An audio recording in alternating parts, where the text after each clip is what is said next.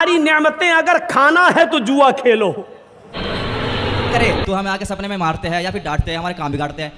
Scientifically मुमकिन ही नहीं है ना। शेर बना है मतलब जन्म मृत्यु में तो पड़े ही है। शेर तो बने हैं, हमने भगवत करवा दी, मौत तो मिलेगा ना, मरने के बाद दोबारा नहीं होना चाहिए जन्म। आपको सजा मिल गई तो यहाँ फिर आप आके क्यों कुत्ता बिल्ली बनते?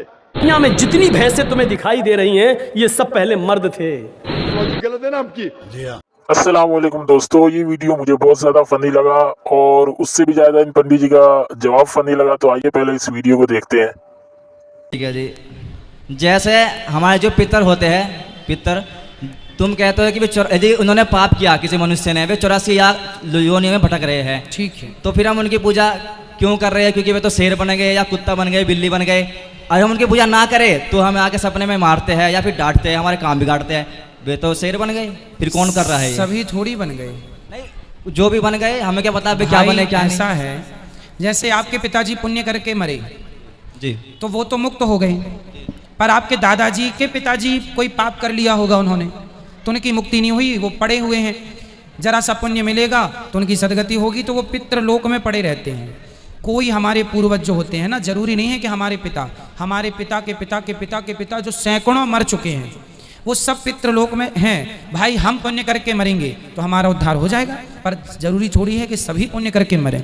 तो जो पाप करके मरे हैं उनके लिए आप लोगों को पिंडदान, तर्पण, भागवत जी की पोथी कि चलो उनकी भी सदगति हो जाए, चूंकि हमारे पूर्वज हैं।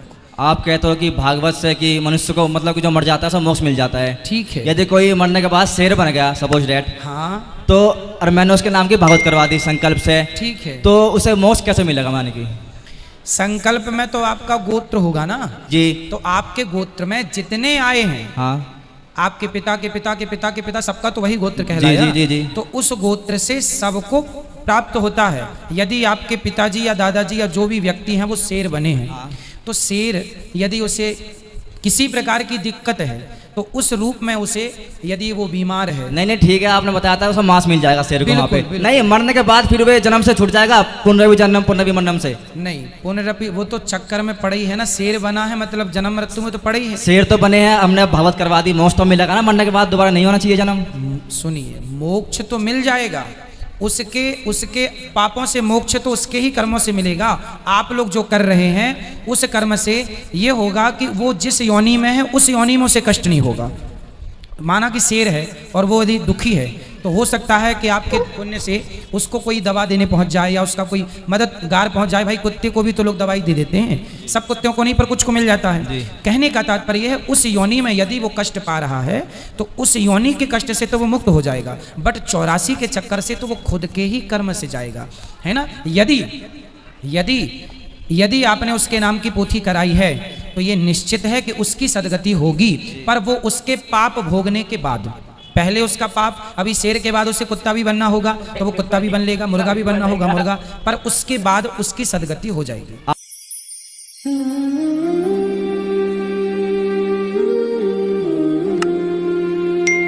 बिल्ली, चूहा, बंदर, ये तो अजीब सिस्टम समझ में नहीं आता है। और हिंदू धर्म में तो यहाँ तक लिखा है ये जुर्म करोगे तो ये बनोगे, ये जुर्म करोगे तो ये बनोगे, ये करोगे तो ये बनोगे।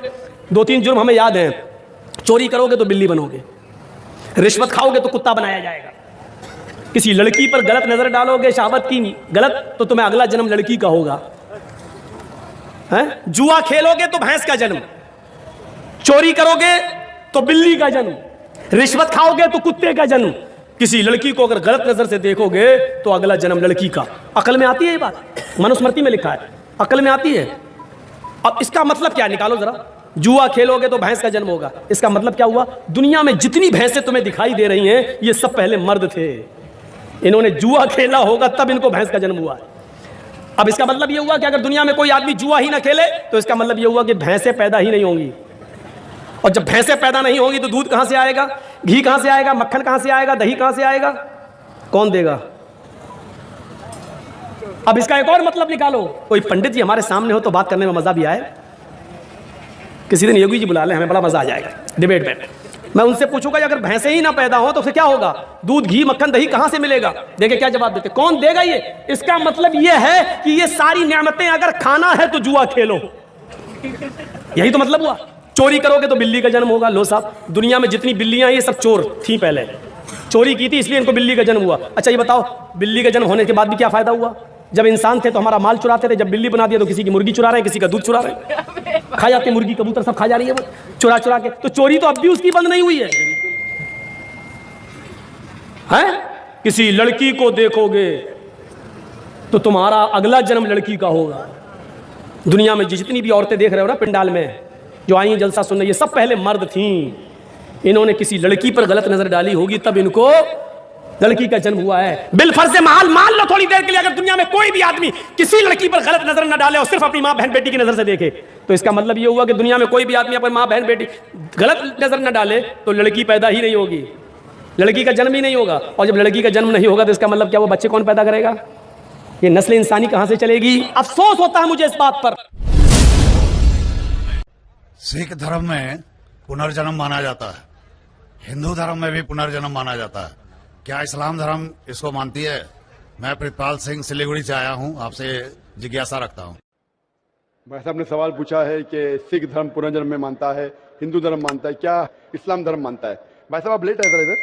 नहीं, सवाल आपके पहले सेशन से है क्या? आपने तकरीर में इसका जवाब दे दिया है, लेकिन फिर भी जिज्ञासा है। तो मैंने पूरा जवाब दिया। किस पॉइंट पे जिज्ञासा है आपको? क्या मैंने कहा पुनर का मतलब नेक्स्ट, जन्म मतलब बर्थ, नेक्स्ट बर्थ। इस्लाम भी इसमें मानता है कि इस दुनिया के बाद हम नेक्स्ट दुनिया में आएंगे। ये वेद कहता है, इसमें मुझे कोई डाउट नहीं, कोई शक नहीं। लेकिन ये जो वजूद में आया संस्कारा, इसका जिक्र वेद में नहीं है।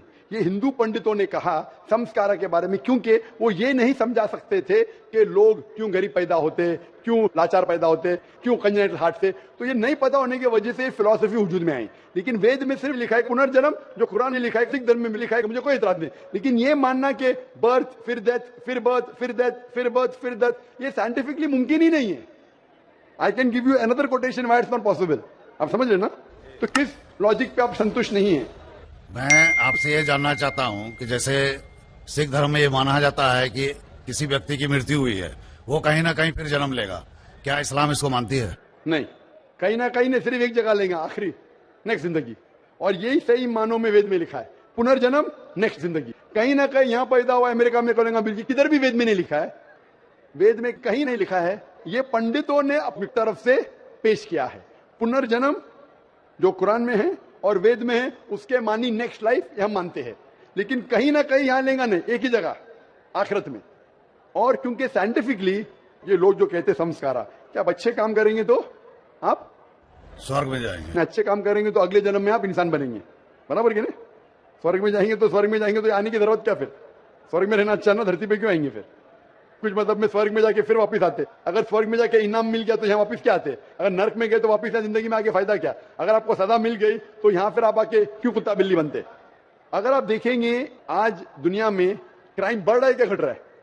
बढ़ रहा है। बढ़ रहा है, आप मानते ना? मैं भी मानता हूं। ये जो फिलॉसफी संस्कारा की, अगर बुरे काम करेगा इंसान तो अगले इसमें वो बनेगा लेस, अच्छे काम करेगा तो बनेगा इंसान। क्राइम जब बढ़ रही है, इंसान की तादाद बढ़ रही है क्या घट रही है? मेरे समझ से तो घटनी चाहिए, लेकिन नहीं घट रही है। उसका मतलब लॉजिक गलत है ना आपकी? जी हाँ। बराबर, तो यही लॉजिक है ना। आप मान गए तो कबूल करो। अभी तो पुनर्जन्म है वेद में, सिखिज्म में, इस्लाम में यकसा है। क्या अगली बार जिएंगे, एक बार मरेंगे, अगली बार आपका हिसाब किताब होगा, डे ऑफ जजमेंट। और फिर आप हिसाब किताब के हिसाब से जैसे आपने अमाल किए, जैसे आपने कर्म किए इस दुनिया में, उस तरीके से आप स्वर्ग या नरक में जाएंगे। Hope the answer the question. अब हम चलते हैं माइक नंबर